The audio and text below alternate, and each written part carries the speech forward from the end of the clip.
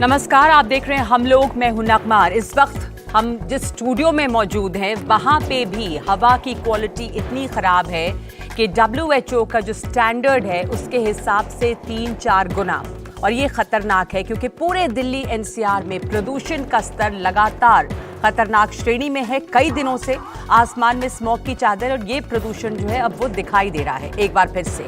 और Delhi gas chamber, Delhi यानी कि दिल्ली और NCR गैस चेंबर में बदल चुका है। दिल्ली का औसत AQI फिलहाल 460 है, 460। WHO के मुताबिक जो मानक है वो 100 पे है और उसके नीचे होना चाहिए AQI। लेकिन आप देखें कि आज सुबह शादीपुर में AQI 492, 492, RK पुरम और पंजाबी बाग में AQI यानी एयर क्वालिटी इंडेक्स 489, ओखला में 487, एयरपोर्ट 482। ये सब जो है वो डराने वाले आंकड़े हैं। मामला इतना गंभीर है कि यहाँ पे लगातार सांस लेना जो है आपकी सेहत के लिए खराब है। अगर फौरन आपको इसका असर समझ में ना भी आए तो इसके धीरे धीरे हेल्थ पर असर पड़ते ही पड़ते हैं। जिन शहरों में हवा साफ है वहां पर एयर क्वालिटी इंडेक्स जो है वो क्या होती है ये भी हम देख लें, क्योंकि हमें ये नसीब तो नहीं है, पर समझ लें। मिसाल के तौर पर इन दिनों जैसे न्यूयॉर्क सिटी में मैं आज देख रही थी अमेरिका में कि जो AQI है वो 15 है, 492, 486 यहाँ पे, और मॉस्को रूस में 16। और हम सांस ले रहे हैं उस हवा में जहाँ प्रदूषण की मात्रा 400 के ऊपर है। ग्रेटर नोएडा में सुबह AQI 474 तक पहुँच गया। नोएडा में भी बहुत सारी जगहों में, हरियाणा के फरीदाबाद में, तमाम जगहों पर AQI जो है वो काफ़ी ज़्यादा लगातार बना हुआ है। जो वायु प्रदूषण है उसके प्रभाव क्या, ये समझ लें कि हम क्यों कह रहे हैं कि इतना खतरनाक है। जिस तरह की हवा में हम सांस ले रहे हैं वो इस तरह से है कि आप लगातार सिगरेट पिएं या जिस तरह ज़्यादा तेज़ नमक खाने से खतरनाक आपके हेल्थ के लिए बात हो सकती है। तो छोटे प्रदूषण के जो कण होते हैं वो आपके शरीर में दाखिल होते हैं, सांस और जो संचार तंत्र है उसमें पहुंचते हैं, आपके हार्ट, आपके लंग्स और आपके ब्रेन तक का नुकसान हो सकता है। फेफड़ों पर सबसे ज़्यादा खतरा पड़ता है और छोटे बच्चों के लिए, बुजुर्गों के लिए ख़ास तौर पे ये बहुत ज़्यादा नुकसानदेह है। तो आपको ये तमाम चीज़ें बताने का मकसद सिर्फ ये नहीं कि हम बहुत डर जाएं, लेकिन ये कि हम सावधान हों और जो हमारा अधिकार है उसकी हम मांग करें और आवाज़ उठाएं। और अब बात इस पर हो कि सरकारें जो चुनी हुई हैं वो क्या करें, सॉल्यूशंस की ज़रूरत है। और इसलिए हमारे साथ यहाँ पे पैनल में मौजूद है तमाम वो लोग जो लगातार इस पर काम कर रहे हैं। तो यहाँ स्टूडियो में मेरे साथ मौजूद है डॉक्टर GC खिलनानी, जो चेयरमैन है PSRI इंस्टीट्यूट के। हमारे साथ अबीर भल्ला हैं, पर्यावरणविद हैं। अबीर को मैं जान रही हूँ कि स्कूल के ज़माने से आप लगातार एनवायरनमेंट से जुड़े हुए हैं, लगातार इस पर काम कर रहे हैं। ज्योति पांडे मुस्तकिल काम कर रही हैं, लेखक हैं, किताब है उनकी बहुत दिलचस्प, breathing is injurious to health. Correct या तो ये सोचने पर मजबूर करता है कि क्यों सिगरेट पीना इज इंजूरियस टू हेल्थ, पर सांस लेना भी वैसे ही हो रहा है कुछ। जोरू भतेना पर्यावरणविद जूम से जुड़ रहे हैं, और अनुराग अग्रवाल जो रिसर्चर हैं अशोका यूनिवर्सिटी में, जूम से हमारे साथ जुड़ रहे हैं। और यहाँ तमाम बच्चे हैं और एक सेक्शन है उस सोसाइटी का जो सीधा असर जिन पे पड़ रहा है, ख़ास करके जो बच्चे हैं, जो बुज़ुर्ग हैं और हम सब लोगों पर। तो आज हमारा मकसद ये है कि हम बात भी करें सॉल्यूशंस क्या हैं। मैंने यहाँ पे ऑडियंस में जो तमाम लोग मौजूद हैं, मैंने देखा कि आपके हाथ में एक मशीन है और वो मशीन नाप रही है कि AQI क्या है इस वक्त। तो इस वक्त का यहाँ पर एयर क्वालिटी इंडेक्स जहाँ हम सब बैठे हैं क्या बता रहा है? अभी जो रूम में हम लोग हैं वहाँ का एयर क्वालिटी इंडेक्स 380 है और बाहर जब हम लोग थे वहाँ का एयर क्वालिटी इंडेक्स 420 था। और ये कितना खतरनाक है डॉक्टर साहब। इस तरह की हवा में सांस हम जब ले रहे हैं, हम सब यहाँ बैठे हैं, कुछ भी आप लगा लें, प्योरीफायर या कुछ भी, कैसे असर डालता है हमारी हेल्थ पे, पहले तो यही जानिए। तो नगमा, हमारी तो नींद शायद आज खुली है, लेकिन मेरी नींद 1 महीने से खुली हुई है। End of September, beginning of October, जब AQI पुअर कैटेगरी में था, तब मेरे OPD में जहाँ मैं काम करता हूँ 30 से 40% पेशेंट ज़्यादा है। ये पेशेंट वो लोग थे जो बिल्कुल ठीक थे, स्टेबल थे। किसी को एस्थमा था, किसी को ब्रोंकाइट था, किसी को COPD था जी। वो आए मेरे पास, मुझे अब 3-4 दिन से खांसी होने लग गई है, सांस में तकलीफ़ हो रही है, वीजिंग हो रही है, रात को लेट नहीं पाता हूँ, रात को खांसी होती है। तो मैंने जब उनको एग्जामिन किया, कुछ खास नहीं, एक्सरे कराया नॉर्मल। जब लंग फंक्शन कराए तो उसमें एक टेस्ट होता है fraction of exhaled nitric oxide, जो एयरवे इन्फ्लामेशन को डिनोट करता है। उन सब का वो ज़्यादा था, कैलिबर ठीक था, और उसके अलावा एक और तबका मेरे पास आना शुरू हुआ जिनको कोई बीमारी नहीं थी और वो नॉर्मल थे, लेकिन वो आए मेरे पास कि मेरा गला सूख रहा है, मैं रात को सो नहीं पाता हूँ, मुझे खांसी होती है, छाती में तनाव होता है। तीसरा तबका वो था जो आईसीयू में एडमिट हो रहा था, वो था 70-80 साल के, उनके ज़्यादा। तो मैं ये आपको बताना चाहता हूँ कि ये 400 450 आईसीयू ख़तरनाक है, लेकिन जो 100 और 150 जो होता है ना, वो भी बहुत ख़राब होता है। अब इसमें एक और मैं आपके माध्यम से लगातार बना हुआ है दिल्ली बना में, हुआ है। तो दूसरी उसमें बात तो हम ये कहते हैं कि अच्छी हवा है दिल्ली हाँ, की, अगर एक- 100 150 200 के अराउंड जी रहे हाँ, तो उसमें लोग फिर जो जब तक मेरे पास पहुंचते हैं वो 2-3 कोर्सेज एंटीबायोटिक के ले चुके होते हैं। और ये बताना चाहता हूँ कि एंटीबायोटिक का कोई रोल नहीं है इसमें। और वो लोग होते हैं जिनको इनहेलर्स बहुत ज़्यादा लेके आ जाते हैं, तो उनको हम कभी कभी कॉर्टिकोस्टेरॉइड्स भी देने पड़ते हैं। तो अब जो पिछले 4-5 दिन से मैं देख रहा हूँ, जो 80-90 साल के जो लोग हैं, जो जी जिनको बीमारी है, वो अब वेंटिलेटर पे जा रहे हैं। 31 अक्टूबर को journal of American medical association में एक पेपर पब्लिश हुआ है जिसमें 28 लाख बच्चों पे स्टडी हुई है जो 3rd से 8th ग्रेड में थी। जी ये Yale university of public health ने स्टडी करी है। उसमें पाया गया कि 1 माइक्रोग्राम 2.5 बढ़ने से उनका मैथमेटिक्स और रीडिंग ग्रेड कम हो जाता है। तो और ये स्टडी हुई है 10 से 14 माइक्रोग्राम PM 2.5 पे। तो हमारे बच्चों का क्या हो रहा है, ये आप समझ सकते हैं। बहुत सारे बच्चे और बहुत सारे पेरेंट्स भी यहाँ पर हैं। इसका डायरेक्ट इम्पैक्ट जाहिर है कि बच्चों पे बहुत अब दुख लगता है देखकर, कितने छोटे छोटे बच्चे, और दिल्ली में तो रहने वाले बच्चे ज़्यादातर एंटी एलर्जी जो मेडिसिन हैं उस पे हैं, बहुत ज़्यादा कॉमन है। अब तो मैं सुनने लगी हूँ कि रेडियोज़ पे भी ऐड आते हैं कि कैसे आप इनहेलर्स और कौन कौन लेना, क्योंकि वो प्रॉब्ली स्टैंडर्ड हो गया है कि लेना ही है सब लोगों को। Every third child has damaged lungs. I've been able to play soccer in the park. I've been unable to do anything outside. सो खेल बंद है, सॉकर नहीं खेल पा रहे, फील्ड नहीं जा पा रहे, क्योंकि स्कूल्स ही तो ऑनलाइन हो गई हैं, सारे स्पोर्ट्स डेज कैंसिल हो गए। आप भी बोलना चाहते हैं? Also, my school has suggested that our basketball games are suggested to be inside and indoors. How are we supposed to play our games which are made to be outdoor games? Absolutely. That too inside. This is wrong. आपके हाथ में एक poster है, what have you written there? I've written that is cutting 5 trees an hour going to give us clean air. हाँ बताओ। Good evening, everyone. My name is Rama Bhagat. I'm 7 years old. I feel so sad. I feel unhappy for the people like me, the older people, all the human beings, all the pets, all the animals. They are not able to breathe well, all thanks to this pollution.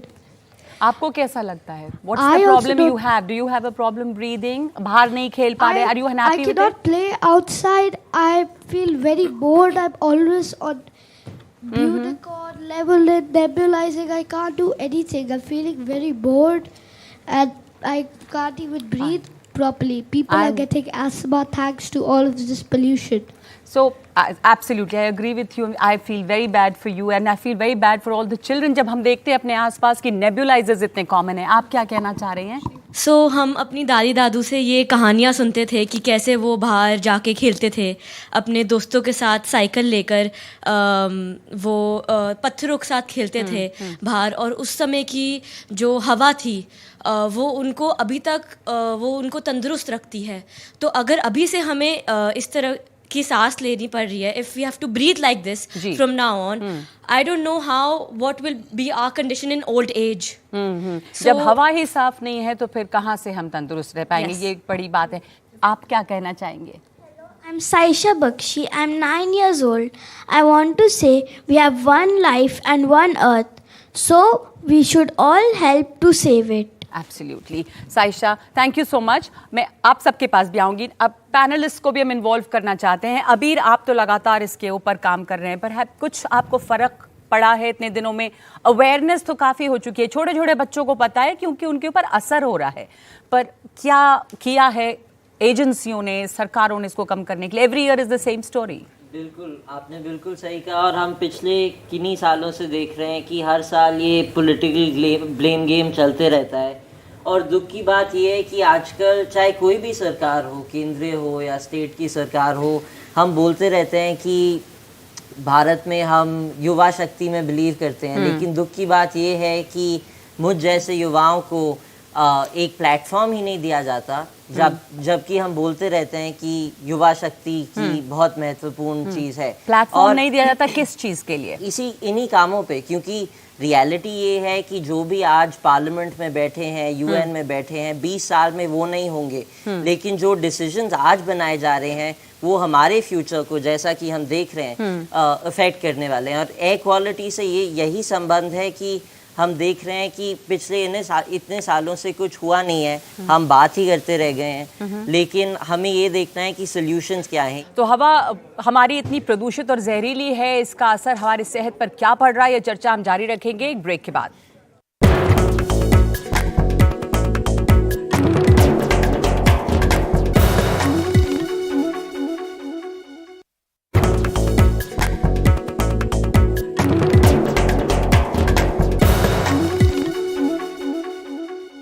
ज्योति जी, आप सब लोग लगातार जुड़े हुए हैं, आपने किताब लिखी, जाहिर है कि आपके ऊपर इम्पैक्ट हुआ इतना पर्सनल भी, तो आपने ये क्या इस साल भी हम वही देख रहे हैं? तो क्या ऐसा अलग आपको लगता है कि होना चाहिए था इन टर्म्स ऑफ सॉल्यूशंस? सरकारों को क्या करना चाहिए था कि इन महीनों में, हालांकि हम हर महीने में 100, 150, 200, 250 AQI झेल रहे होते हैं, और जो दिखता है अभी वो ना होता, क्या करते हम?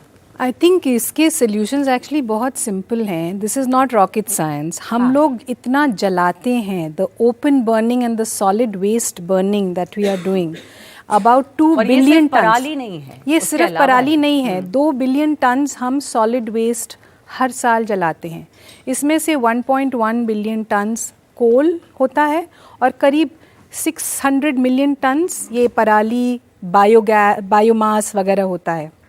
जब पराली वगैरह ज़्यादा जलने लगता है तो ये पीक्स आते हैं, जो इसको हम एपिसोडिक पीक्स कहते हैं. बट पूरे साल जो हमारी पोल्यूशन लोड है वो इतनी हाई है कि जैसे हमने सब ने नॉर्मलाइज किया हुआ है, वो हमें नॉर्मलाइज करना ही नहीं चाहिए. वाई आर वी एक्सेप्टिंग कि 100, 150, 200, 250, दोज आर टेरेबल फॉर.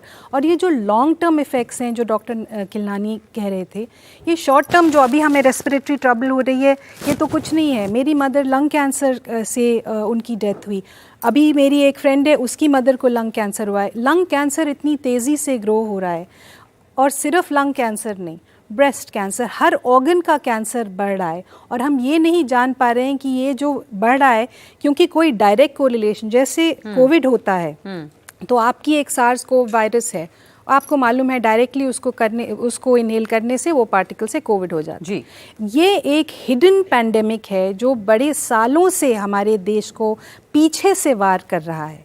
और ये जो पीछे का वार है, इसके लिए हमारा ना कोई वॉर रूम है, हमारे तो सरकार इस पर, there has been no public statement by our prime minister और एनीबॉडी. कि हर बार जब बहुत हल्ला होता है और जब प्रदूषण नजर आने लग जाता है कि इतना ज़्यादा हो गया कि हम सांस नहीं ले पा रहे, स्मॉग है, तो शुरू होता है कि अब ग्रैप 1, ग्रैप 2, ग्रैप 3 ये लागू होने लग जाएगा, और ऑड इवन जैसी चीज़ें होने लग जाती हैं जिनका कि रियली लॉन्ग टर्म कोई असर नहीं. I will come to you doctor sahab. तो ये जो अभी हो रहा है उसको, और पहले, या कंस्ट्रक्शन देख लें आप, कंस्ट्रक्शन सब जगह अभी भी चल है. बिल्कुल. तो उनको रोकना कि इन महीनों में नहीं होगा, या इन महीनों में हम पहले से हमें पता है कि क्या करना चाहिए, तो सरकारों के लेवल पे क्या सीरियसनेस दिखती है? ये सब रिएक्टिव जो भी हम बात कर रहे हैं, ग्रैप एक रिएक्टिव प्लान है. जब इतना बढ़ जाएगा तब हम ये करेंगे.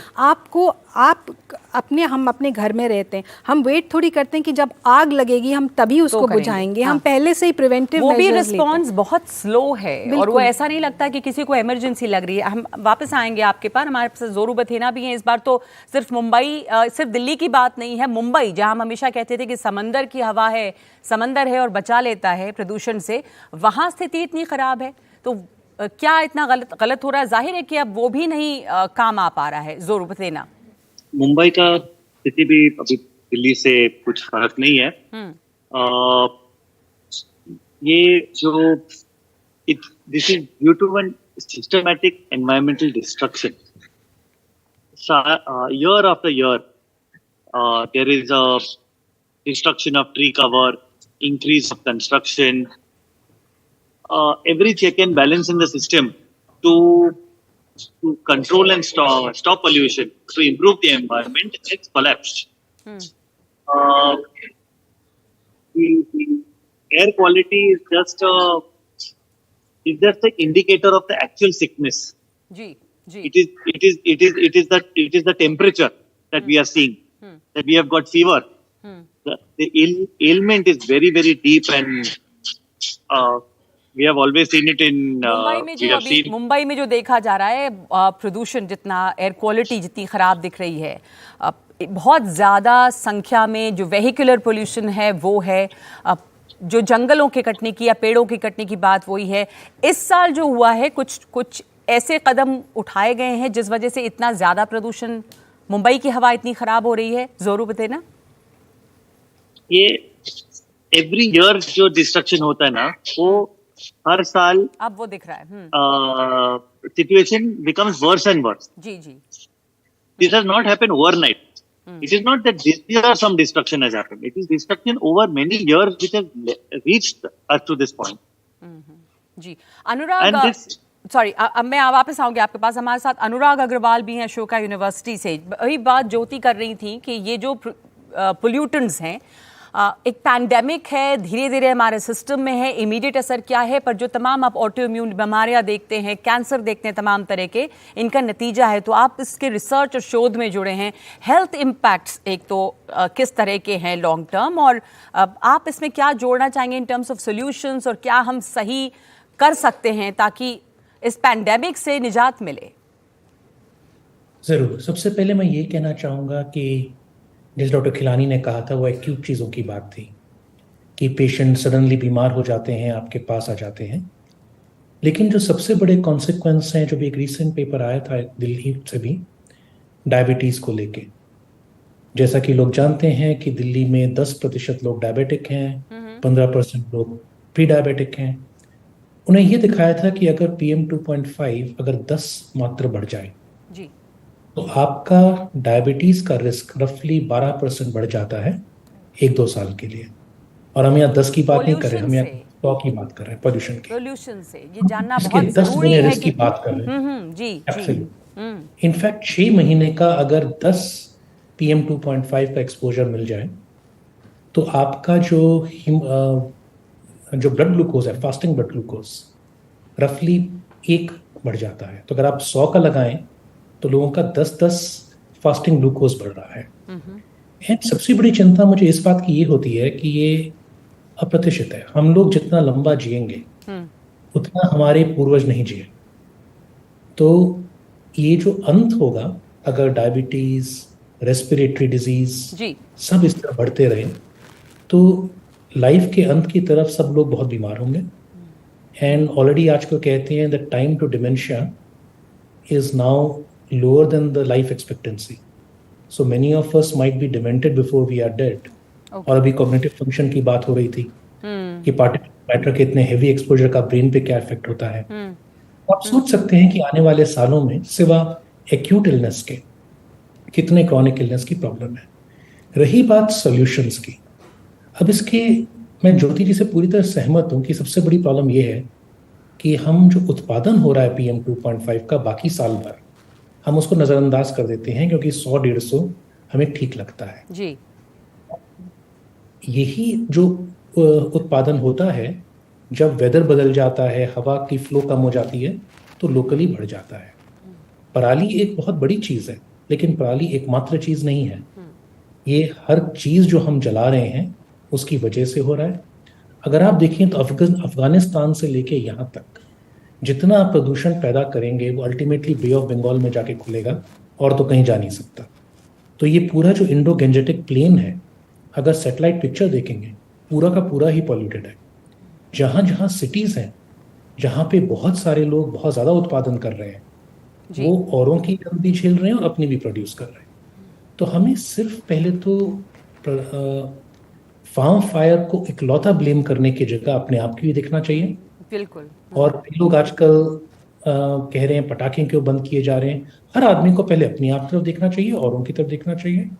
और हवा तो देखिए हम बढ़ा नहीं सकते, सिर्फ उत्पादन ही कम कर सकते हैं। सही बात है कि न सिर्फ ये फार्म फायर्स हैं, न सिर्फ ये दिवाली के पटाखे हैं, पर साल भर जो हम करते हैं वो उसका असर हम देखते हैं। और हम बात सॉल्यूशंस की कर रहे हैं। मैं कुछ बच्चों के पास और आना चाहूँगी कि दिवाली आ रही है, पटाखे चलाने की बात होती है कि बच्चे चलाना चाहते हैं। आप पटाखे चलाना चाहते हैं इसमें? आप क्या बोलना चाहते हैं? बैठ के बोले, बैठ के। प्रदूषण से हमारे आंखें भी खराब होती हैं। बिल्कुल। क्योंकि अगर आप घर पे बैठे हैं, आपके पास कुछ नहीं होगा, टीवी या इलेक्ट्रॉनिक्स ही रहेंगे, तो उससे आंखें भी खराब होती हैं। सही, बिल्कुल सही कहा। इधर भी माइक देना एक बार, आप भी कुछ बोलना चाहते हैं? हाँ। हमें अपनी खुशी के लिए किसी और की नुकसान नहीं करना चाहिए। जैसे कि हम मानते हैं कि हम पटाखा जलाते हैं तो जलाओ फिर, लेकिन ग्रीन क्रैकर्स जलाओ। एग्जाम्पल फुलझड़ी, ऐसी तो ग्रीन क्रैकर्स हैं। जी। और यहाँ बहुत अच्छा पोस्टर लिया हुआ है, तारे ज़मीं पर, क्योंकि आसमान में तो दिखते नहीं हैं अब। बात सही है। और बहुत सारे लोग मास्क लगाए हुए हैं। डॉक्टर साहब, ये मास्क इस तरह के जो होते हैं सर्जिकल मास्क, इनसे कोई फर्क पड़ता है? या जो पोल्यूशन के भी मास्क हैं, कितना हेल्प करते हैं वो? एक मिनट दे। एक तो ज्योति जी ने कहा कि हमें पता नहीं, हमें सब पता है। हाँ। लंग कैंसर होता है पॉली एरोमेटिक हाइड्रोकार्बन का डीजल एमिशन से डायरेक्ट रिलेशन, डायरेक्ट लिंक है पोल्यूटेंट्स और कैंसर के बढ़ने में। सीओपीडी जो second leading cause of death है वेस्टर्न कंट्रीज में, सिगरेट स्मोकिंग से होता है। हमारे कंट्री में 50% सीओपीडी जो है वो एनवायरमेंटल इंडोर और आउटडोर एयर पोल्यूशन से होता है। कारण हमें सारे पता है। हमें पता है कि दिल्ली में 11.9 साल हमारी एक्सपेक्टेंसी कम हो रही है और पूरे इंडिया में 5.9, लगभग 12 साल। हाँ, लेकिन एक बात और भी है, चाइना ने वॉर फुटिंग पे लिया इसको 2013 में, तो ये तो उनकी सबसे बढ़ गई। तो जरूरी ये है कि हम समझें कि इसके समाधान क्या है, हमें क्या अलग करना है ताकि हम इस प्रदूषण से बचें।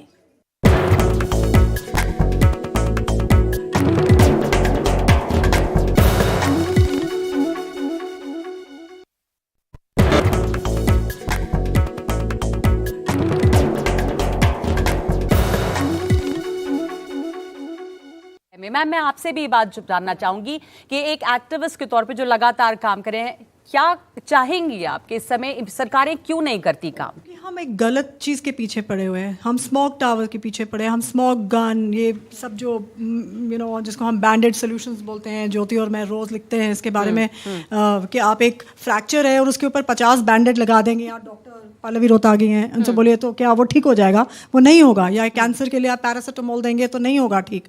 तो ये इतने अजीब चीज़ें हैं। हमें सोर्सेज ऑफ पोल्यूशन जो अभी बड़ी क्लियरली पूछूं कि सोर्सेज ऑफ पोल्यूशन क्या करना चाहिए? अगर हम एक एक्शन प्लान दे सरकारों को कि भाई ये करें, आप दिया हुआ है ये जो CAQM बना है, कोर्ट्स में हमारे एफिडेविट्स में सब कुछ गया हुआ है, इतना कुछ लिखा हुआ है। और हम क्या हैं वहाँ पे? तो टॉप ब्रेन्स हैं, ब्यूरोक्रेट्स हैं, politicians. After all they the most intelligent selected few. उनको आगे आना है, पर वो ये इंटेंट नहीं है, क्योंकि इसके लिए एक सिस्टमिक चेंजेस चाहिए, इसके लिए इंस्टीट्यूशनल चेंजेस चाहिए, उसके लिए पेशेंस, टाइम।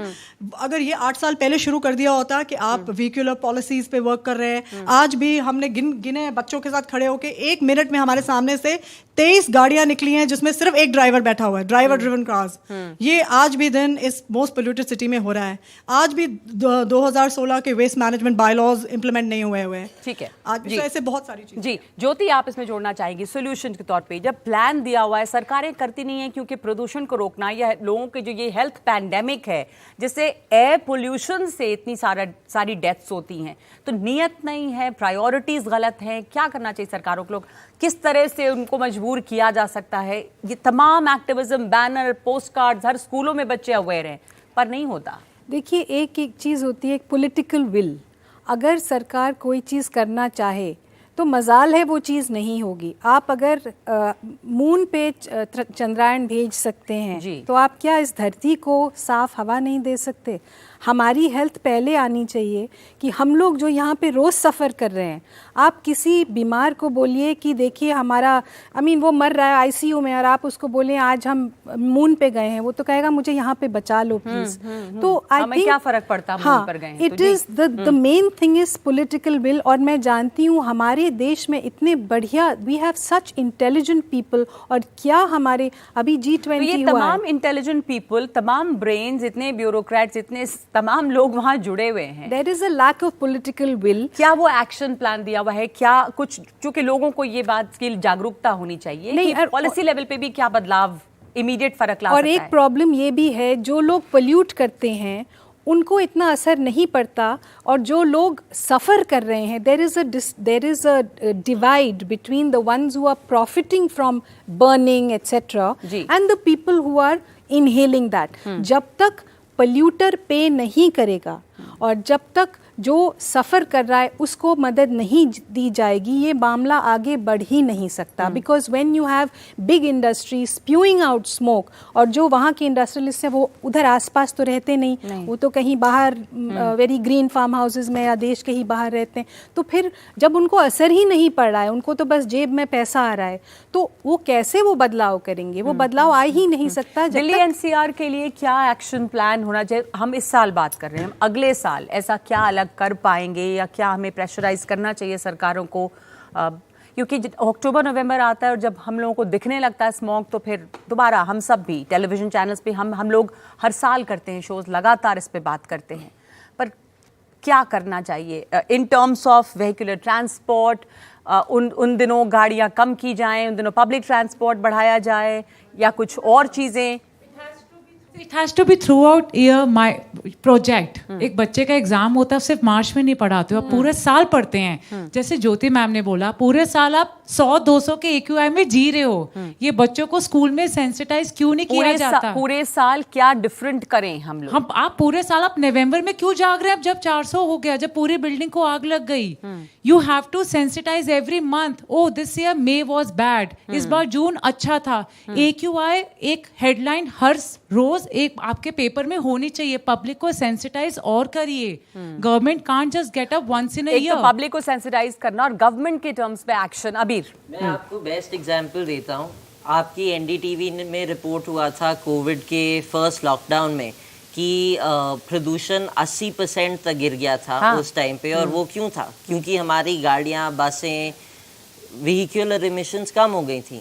और अब ये रियलिस्टिक सोल्यूशन तो है नहीं कि अब हम गाड़ियों में उतरे नहीं. तो सोल्यूशन ये है कि हमें पब्लिक ट्रांसपोर्ट, जो हम इतने सालों से बोल रहे हैं, पब्लिक ट्रांसपोर्ट का यूज़ इंक्रीज करना है. हम देख रहे हैं कि सरकार की तरफ ग्रीन हाइड्रोजन का पुश आ रहा है, लेकिन वो पता नहीं कब शुरू होगा.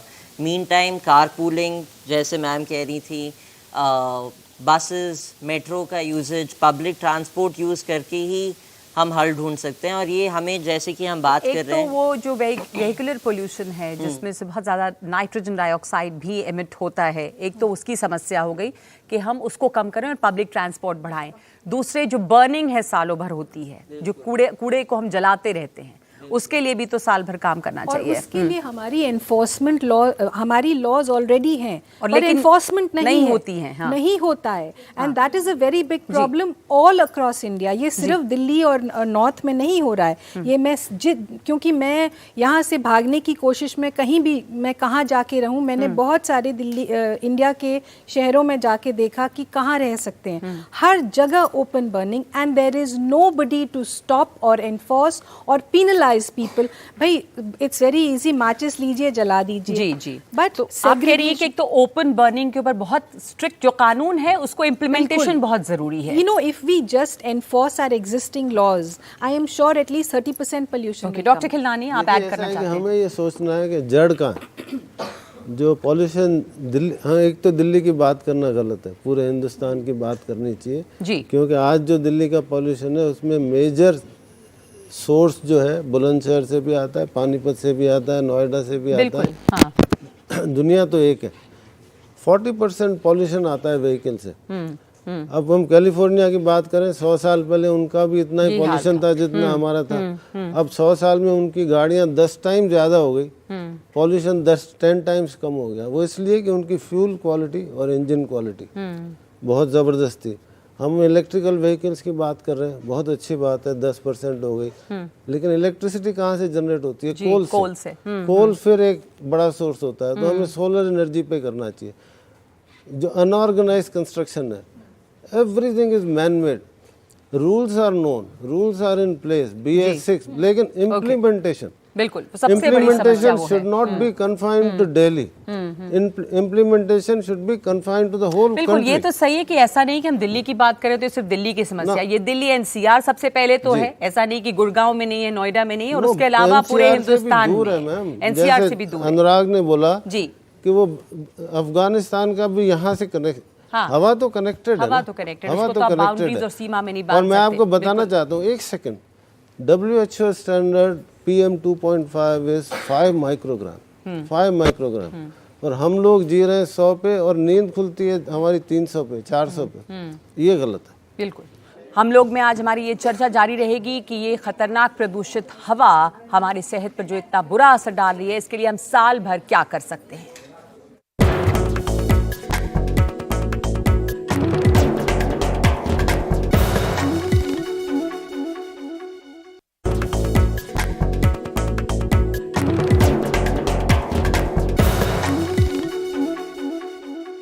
अगर आप में से कोई एक सुझाव या कोई बच्चा और कुछ कहना चाहे, क्योंकि ज्यादातर जो लोग यहाँ बैठे हर थोड़ी देर के बाद एक खांसी की भी आवाज आती है लगातार।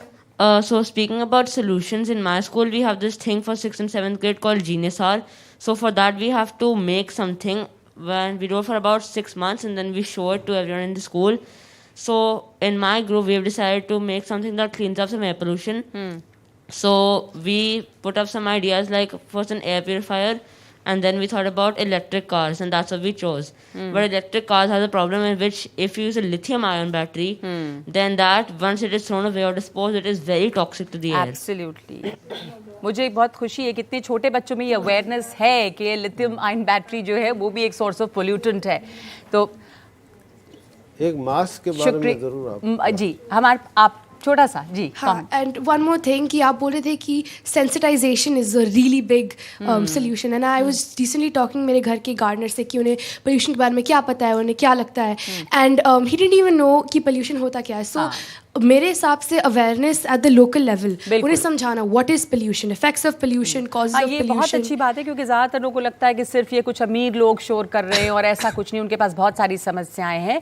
मैं आप जैसे कोविड हमारे के टाइम जी जैसे कोविड के टाइम जब भी हम कॉल करते थे वो पब्लिक मैसेजेस आती थी, वैसे ही जब AQI एक लेवल से ऊपर जाए तो सबके फोनों में मैसेज आनी चाहिए, बाहर नहीं जाइए। बिकॉज मैम मैं I just want to make one distinction, emissions and exposure. अब है इतना हमारा 400, 500, 999 पहुंचा हुआ है, लेकिन हम जब बाहर जाते हैं घर से, at least protect these young lungs. हम लोग यहाँ पे मैराथन्स कर रहे हैं, हम रन फॉर यूनिटी कर रहे हैं, हम ये सब कर रहे हैं इस टाइम पे। अजीब बात है कि इसी दौरान तमाम स्पोर्ट्स के फंक्शंस भी हो रहे हैं। अनुराग कुछ इसमें जोड़ना चाहते हैं? एक सेकंड आपके पास आऊंगी। अनुराग जस्ट वन कमेंट मैं बोलना चाह रहा था कि जैसे बात हो रही थी गार्डनर की जो नहीं समझता था, अगर आप एक poorly built house and poorly ventilated kitchen जो कि लोअर सोशियोइकोनॉमिक स्टेटा रहता है, उसका AQI प्रॉब्ली 1000 के आसपास होता है। थोड़ा हमें ये याद रखना पड़ेगा कि बॉटम ऑफ द पिरामिड पे सेंसिटाइजेशन इसलिए नहीं हो पाती क्योंकि वो इसी में जीते हैं। जब वो कुक करते हैं पूरे घर का AQI उनका 1000 के पास पहुंच रहा होता है। जब वो ऑक्यूपेशन करते हैं बिना मास्क के, बिना उसके, तो उनके लिए ये नॉर्मल है। तो सेंसिटाइजेशन तब होगा जब हम हर तरफ से करेंगे, ना केवल हमारी हवा के लिए बट सबके लाइफस्टाइल। डॉक्टर साहब बस इतने पे हमें खत्म करना होगा। मैं आपसे एक मास्क की बात पूछना चाह रही थी, इन्होंने भी मास्क की बात की, बहुत लोग मास्क लगाएं। मास्क कितना काम करता है? देखिए ऐसा है कि सबसे पहली बात मैं आपके माध्यम से बताना चाहूँगा कि जो मास्क इन लोगों ने पहन रखे हैं, ऑर्डिनरी मास्क, हमने कोविड में बोला कपड़े के मास्क लगाओ, रुमाल लगाओ, मोटा कपड़ा लगाओ, 3 ply, they are absolutely useless for protecting against. काम करता है एक N95 मास्क उसको लगाना चाहिए जो बीमार हो, ससेप्टेबल हो, बहुत क्राउडेड जगह पे जा रहा हो जहाँ पॉल्यूशन बहुत ज़्यादा है, जैसे मार्केट्स वगैरह होते हैं। एयर प्यूरीफायर्स की भी लिमिटेड वैल्यू है, ये समझना है। एयर प्यूरीफायर सिर्फ वो यूज़ करें जो बीमार हैं, जो 80 साल के हैं, ऑक्सीजन पे हैं, जिनको क्रॉनिक हार्ट या लंग डिजीज़ है। हेल्दी लोगों के लिए WHO के हिसाब से और मेरे हिसाब से एयर प्यूरीफायर की बहुत लिमिटेड वैल्यू है। उसके प्लस और माइनस भी बहुत है। If you are not managing it well, it can be a source of fungal infection. और इसका प्रॉपर यूज के तरीके और होते जो हैं। वो there's no मास्क time. आते हैं एयर प्योरीफाइंग मास्क, वो काम करते हैं पोल्यूटेंट नहीं करते कुछ मास्क खास काम, नहीं मास्क काम नहीं करते हैं। इसलिए कोई भी ये ना सोचे कि मैंने मास्क पहन लगा लिया तो मैं एयर उससे काम है। पॉल्यूशन से प्रोटेक्ट हो रहा हूँ। जाहिर है कि सॉल्यूशंस इतने आसान नहीं है कि हम मास्क लगा लें और एयर प्योरीफायर चला लें तो हम ठीक हैं, क्योंकि हवा इतनी ज़्यादा ख़राब है। जब तक उस पर वो कार्रवाई नहीं होगी और साल भर नहीं होगी तो ये हवा इन महीनों में सिर्फ साफ हो जाए, हम ये नहीं कर सकते हैं। बहुत धन्यवाद आप लोगों का एक बार फिर हमारे साथ जुड़ने के लिए। और इस मुद्दे का सोल्यूशन शायद यही है कि हम बार बार बात करें, इतनी बार बात करें कि सरकारों को ये हमारी आवाज़ सुनाई दे। धन्यवाद आप सबका हमारे साथ जुड़ने के लिए, और इसी तरह जागरूकता बढ़ाते रहेंगे हम।